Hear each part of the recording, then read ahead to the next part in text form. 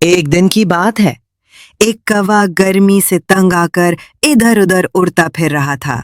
सूरज जोरों पर था और कौवा बहुत प्यासा हो चुका था।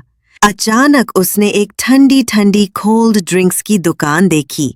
वो फौरन नीचे उतरा और दुकानदार के सामने बैठकर बोला, काएं काएं भाई साहब, एक नेक्स्ट कोला दे दो।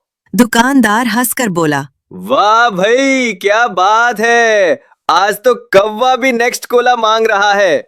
लेकिन जब कौवा ने बोतल से पीने की कोशिश की तो उसकी चोंच बोतल के अंदर तक नहीं पहुंची।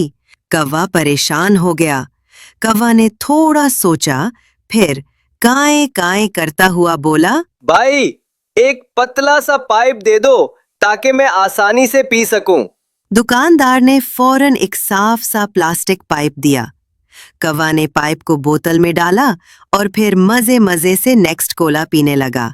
जब पी चुका तो दुकानदार से बोला, शुक्रिया भाई, अब मैं चलता हूँ।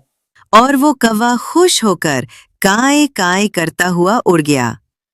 सबक: अक्लमंद वही होता है जो मुश्किल वक्त में भी हल निकाल लेता है।